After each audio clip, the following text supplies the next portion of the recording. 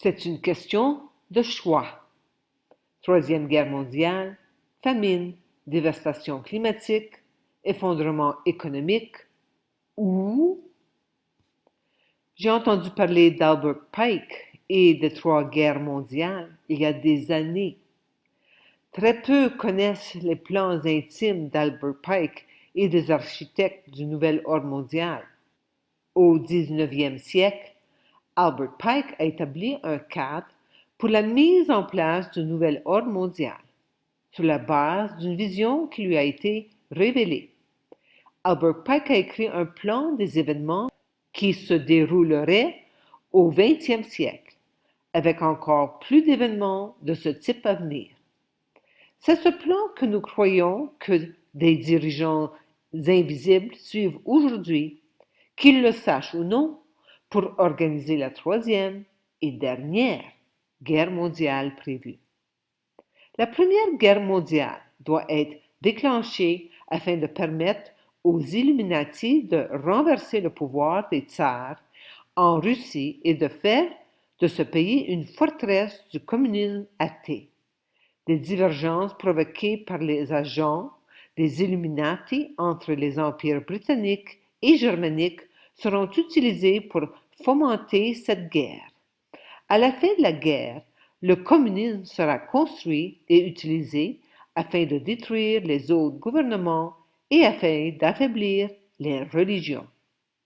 La Seconde Guerre mondiale doit être fomentée en profitant des différences entre les fascistes et les sionistes politiques. Cette guerre doit être provoquée afin que le nazisme soit détruit et que le sionisme politique soit assez fort pour instituer un État souverain d'Israël en Palestine.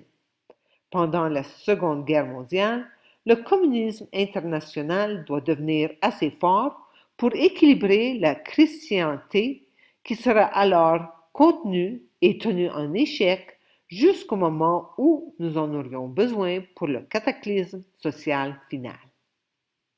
La Troisième Guerre mondiale doit être fomentée en profitant des différences provoquées par les agents des Illuminati entre les sionistes politiques et les dirigeants du monde islamique. La guerre doit être menée de telle manière que l'islam, le monde arabo-musulman, et le sionisme politique, l'État d'Israël, se détruisent mutuellement. La multitude désillusionnée par le christianisme, dont les esprits déistes seront à partir de ce moment-là sans boussole ni direction, avide d'un idéal, recevra la manifestation universelle de la pure doctrine de Lucifer, finalement révélée au grand jour, qui suivra la destruction du christianisme et de l'athéisme, tous deux conquis et exterminés en même temps. Albert Pike. Bien sûr, les masses inconscientes n'ont aucune idée de tout cela et croient que la guerre du Moyen-Orient avec Israël et la Palestine, et qui s'étend maintenant au Liban, la guerre en Ukraine et la Russie, ne m'affectera jamais parce que je suis Américain, Canadien ou Australien, etc. Je suis né privilégié et cela ne changera jamais. Les guerres affectent les autres, mais pas moi. Je suis spécial.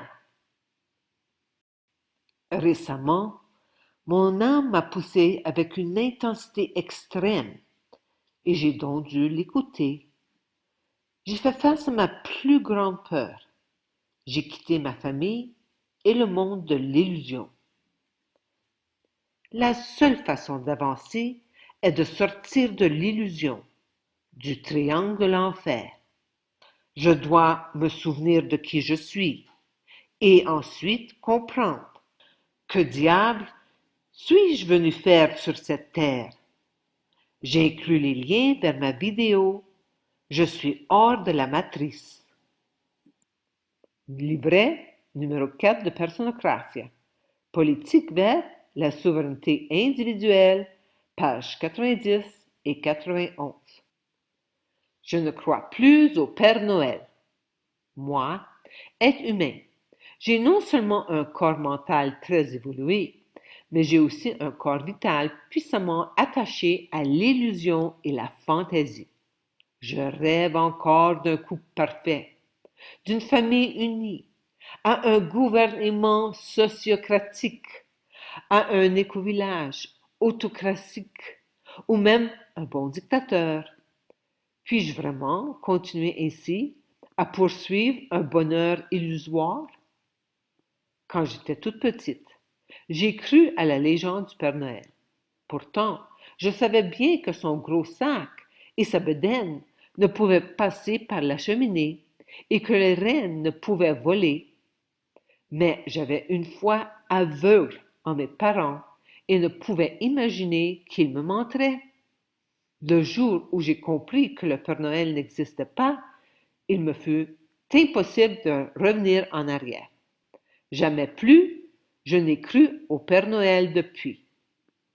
Le même phénomène est en train de se passer avec les politiciens, les prêtres, les juges, les médecins, les banquiers, les scientifiques, les enseignants, les policiers, les soldats, etc. Je me méfie de leurs cadeaux empoisonnés, de leur duplicité et de leurs mensonges.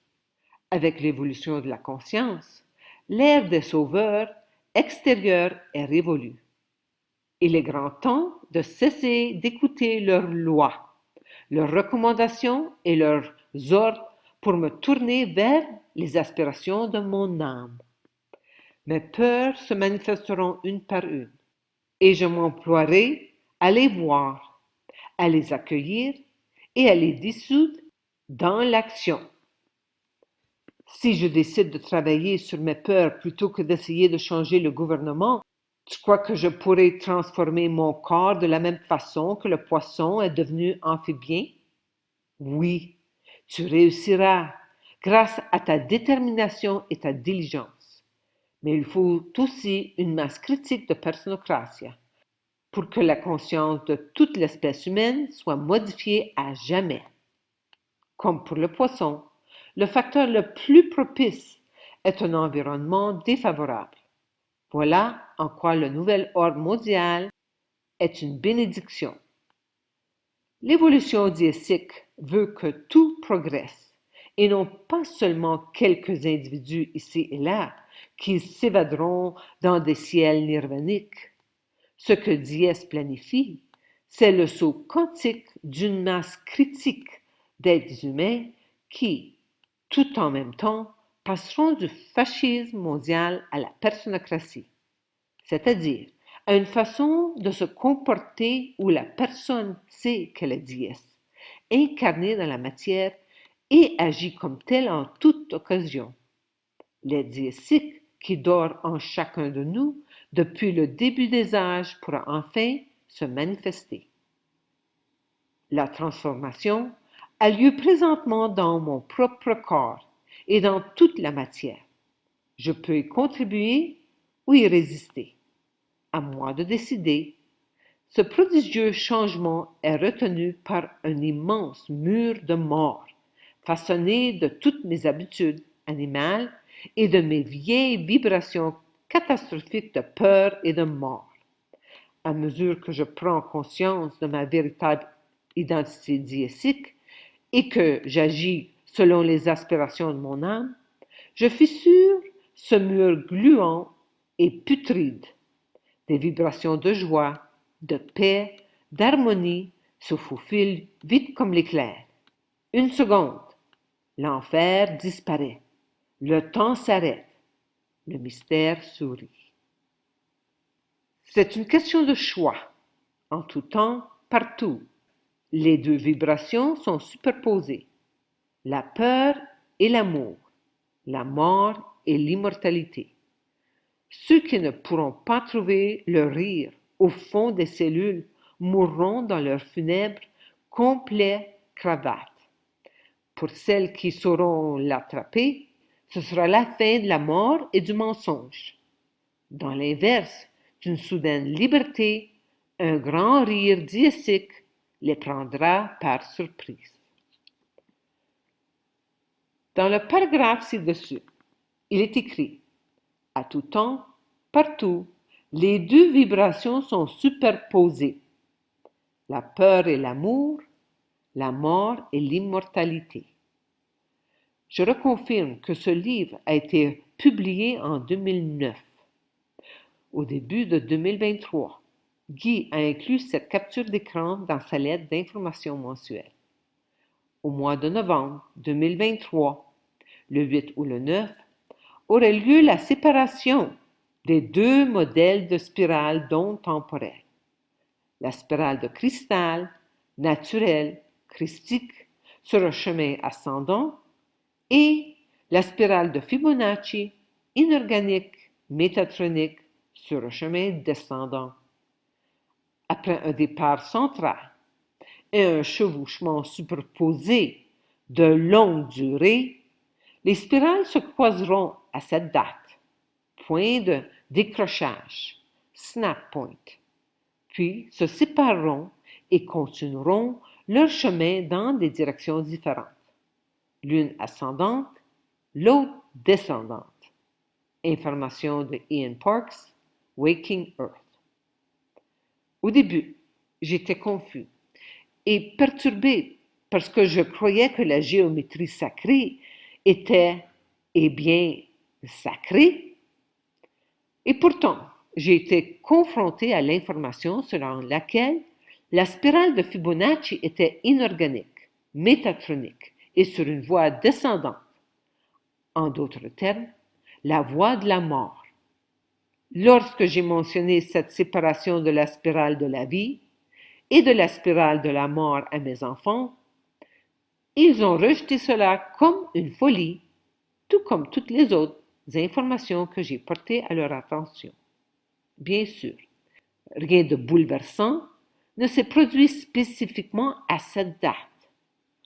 Mais mon âme m'a poussé de l'intérieur avec une intensité croissante et en juin 2024, j'ai informé mes proches que j'étais hors de la matrice.